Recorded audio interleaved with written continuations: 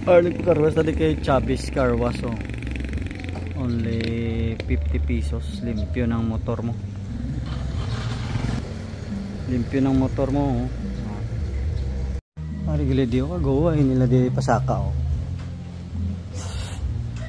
Saka lang kagabirahan yun.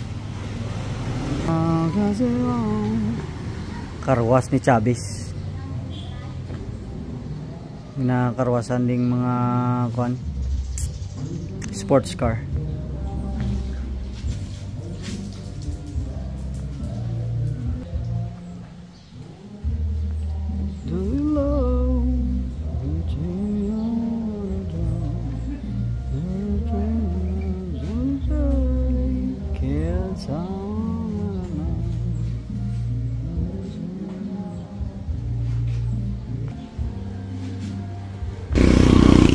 Taxi driver si Juan.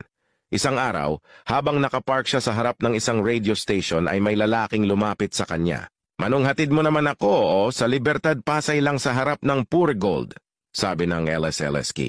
"O sige po sir, sakay na po kayo," sagot ni Juan. Habang bumabiyahe sila ay nakita ng lalaki ang kanyang asawa na pumasok sa isang hotel na may kaakbay na isang lalaki. Pinahinto niya si Juan. "Bakit po sir? Malayo pa po tayo sabi ni Juan. "Alam ko. Gusto mo bang kumita ng 20,000 pesos ngayon?" sagot ng lalaki. "Ho? Siyempre naman po. Bakit?" tuwang sagot ni Juan. "Pues bibigyan kita. Pumasok ka lang sa hotel na yan at kaladkarin mo hawak sa buhok palabas ang asawa ko at dalhin mo dito. Heto ang litrato niya." Utos ng lalaki. Agad pumasok sa hotel si Juan. Ilang sandali pa ay lumabas siyang may kinakaladkad na babae. Pinagsisipa niya pa ito at pinagsusuntok sa tiyan. Pagdating sa taxi, "Diyos ko! Ba't mo naman ginulpi?" At saka, "Hala! Hindi yan ang asawa ko," sabi ng lalaki. Ang sagot ni Juan, "Alam ko sir, asawa ko yan. Hawakan mo muna at babalikan ko pa ang sayo." Sabi nila, ibang-iba na ang mga bata ngayon. Kasi ibang-iba rin ang mga magulang ngayon. Ang mga magulang ngayon, sobrang mga konsentidor. Naku, nahirapan ako nung bata ako, hindi ko napapahirapan ng anak ko.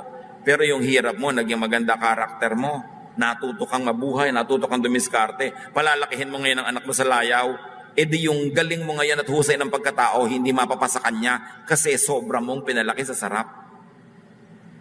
Ang linaw-linaw ng sabi ni Balagtas, "Pag-ibig anak ko yakin nakilala, di dapat palakihin ang bata sa saya. At sa katuwaan kapag namihasa, paglaki walang hihinting ginhawa. Para ng halamang lumaki sa tubig, dahoy nalalanta, munting di madilig. Ikinaluluoy ang sandaling init. Ganyan din ang pusong sa tuway maniig. Ang laki sa layaw, karaniway hubad, sa bait at muni, sa hatol ay salat. Masaklap ang bunga ng maling paglingap, habag ng magulang sa irog na anak." Si Balagtas yan. Ang tagal-tagal na niya sinulat yan. Totoo pa rin. Yung sobrang pinapalaki sa sarap, bihirang magbunga na nagiging mabuting tao. Huwag niyo naman